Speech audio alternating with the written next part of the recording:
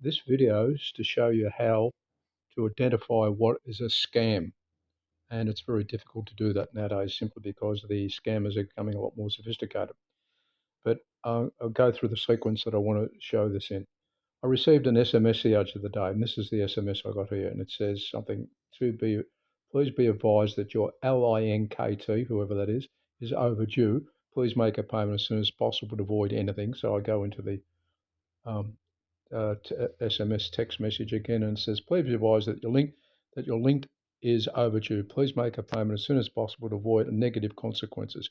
And it gives me a link. And the first thing it gives me is as a link is this HTTPS /LNT, that text there, which is actually a link. Now, normally I'd say to people straight away, don't go to that link because you don't know what's there. For a curiosity point of view, I did go onto that link to find out how these scammers are trying to get scam money out of people. So rather than going to that, I've already called it up once before, so I shall go to the page where I've got that, which I think is there somewhere. No, somewhere. There we are. There it is. So if you go to that link, it takes you to this particular website here, right? And it didn't take you to that one. I'll just go back one step. It comes up and says something to the effect, pay a toll invoice. So it's supposingly that you've received, you have a account with this LINKT. I don't have it, so I definitely have an account, and that you haven't paid the tolls. So some people may have actually had an account with that, realize they haven't paid a toll and they need to pay it. So what they want to do is go to there. Now, the first thing that identify that this is a scam is the web organization is LINKT, whereas the web address has nothing to do with LINKT. The last thing is LNK. It's not even all the letters. And also it doesn't end in .com.au, or it doesn't end up in anything like that. The legitimate page, if I go there, looks like this one, right? No, that's not the legitimate page. I go to the other one, that one. That's what the legitimate page looks like. Notice that's actually got, as part of the web address, linkt.com.au. So that is the legitimate page for this website. So this other one that we're looking at here, right, is a fake one. So they're pretending to be something else. That's one way. That's the most important way of finding out if something is a scam or is not a scam. All right. But if you go to a web page, it has nothing to do with the web address, which is in this address bar at the top of everything there. Whoops, I've gone back too far. That web address is the wrong web address. Okay, I'll just go forward again.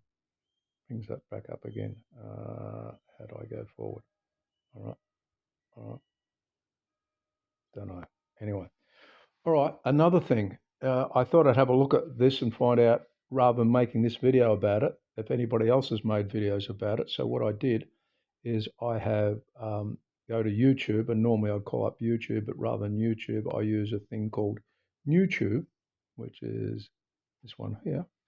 And I did a search on LINKT SMSs and found out that according to Channel 7, there's thousands being caught by fake link text scams.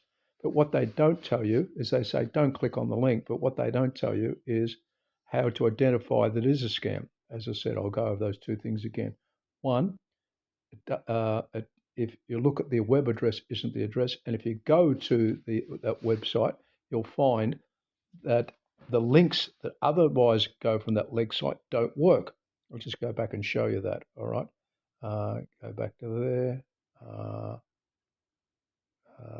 Where is it? This one? No. We'll go to it there, from there. Okay.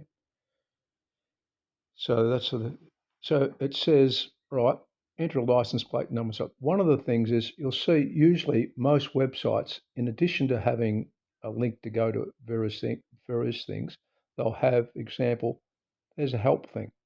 If I press on that, it should link to something. This isn't linking to anything. If I press on the user thing, press on that, it's not linking to anything, right?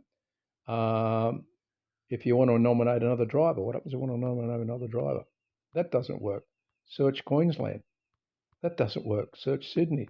That doesn't work.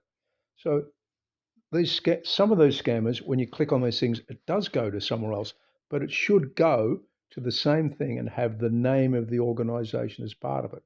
For example, if I go to that one I had before, which is a legitimate one, right, which I think is that one, yeah, and I go to something like that, search for a toll number, it should actually take me to somewhere, which it will do that.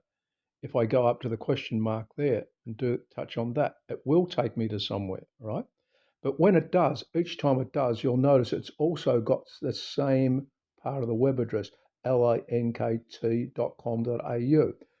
If it takes you to somewhere else and it has a completely different web address, it hasn't got that part of it, the com.au, or hasn't got the original part of it, then it's definitely a scam. All right, that's a way to identify it.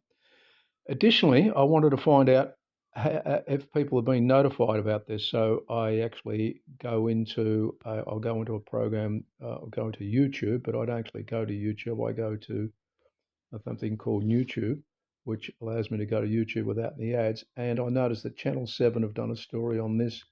I think Channel 9 have done a story on this. Yes, some other people. It's a current affair. Channel 7 have done some things about tolls. So you can see that it's something like that. But when I did that sort of thing and went through it, not this time, but I'll just go back, and I found another one. Where is it? In my history of a scam, how to avoid falling scam to online financial scams, done by the ABC. ABC are a very reputable organisation.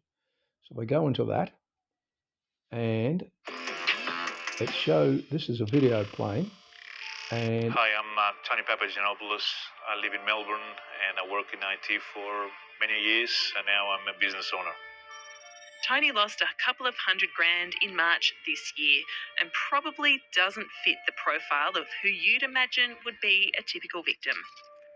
Tony runs his own business. Okay, so this is an ABC story about a guy that is an IT guy. He got scammed. Now, the reason he got scammed is he actually wanted to transfer. I'll put the link in to this video because I don't want to play the whole ABC video in my video. I'll put the link to that in the description. You can watch the whole video. But what he did is he actually wanted to transfer money from fixed deposit into some sort of a bond or some such thing. So he decided to look up bonds on the internet. When he looked up bonds on the internet, I'll see if I actually can find that little bit here. It says this is where he looks for the bond, I think. Yeah, come on back here somewhere. Notice how I scroll for videos. Okay, I'll play that and see if it plays there. At the moment, we're seeing them imitate legitimate investment companies, and they will do a perfect replica of the prospectuses of those companies, simply changing the contact details. They are very difficult to pick. Just to be sure, Tony then rang up. Okay, so this guy, apparently what he did all the right things. He made the inquiry first, but the thing is, when he made the inquiry, it hasn't shown you in this part of the video. If you watch the video, you'll see it. When he made the inquiry, he originally went and came up with some web pages, and eventually it came up and it said it was from JP Morgan. Now, none of the web pages he went to were anything to do with JP Morgan. So all of a sudden, JP Morgan crops up. First thing to me, that would make me suspicious. In other words, you're looking up a web page, and then the people that contact you say they're from JP Morgan. These people actually rang him, right? Sent him a prospectus. Apparently, I don't know if it was a legitimate prospectus or whatever. And he decided to invest some money, went to his thing. And then the next thing, then JP Morgan said, oh, you're going to transfer the money, but you have to transfer it to a Westpac account. Why would JP Morgan, want the money transferred into a Westpac account? So that's the next thing that would have made me suspicious. Why would JP Morgan, if you're going to be investing in some bonds at JP Morgan, would just send the money to a Westpac account? So that's the next thing. Okay. And then he decided to do the right thing, and he said he actually rang the number of JP Morgan in the UK. They suggested he rang Australia, and he couldn't get through. So he ended up ringing the number that was on the email that was sent him, right? Saying that on the email that was sent him that it would be that it had JP Morgan as part of the web address, the email address. As I've probably you've heard me and other people say many times, anybody can have any web address, right? Email address, sorry, any email address. So that's how we did it. So that's why I think it's very, very. That's another way of checking things out. If things don't look quite right, then there's a possibility that it isn't right. We'll just go right to the end. The guy got his money back, luckily, right? So there we are. Um, However, it's interesting that he initiated the whole thing. So the other thing is, just because you click on a Google, is looking up bonds, he initiated it. Don't necessarily assume that the organisation that you're dealing with is the organisation that it says on the website. Do other checks, and the other checks to do would be to actually ring up JP Morgan and say, is this your telephone number? If I'm going to transfer funds to you, is this the number I should transfer it to? All right. He was very lucky that, and you'll watch the story. He was very lucky. He found out that the web that he got most of his money, other than $2,000 back. That's it. Want to know any more? Email me. Bye.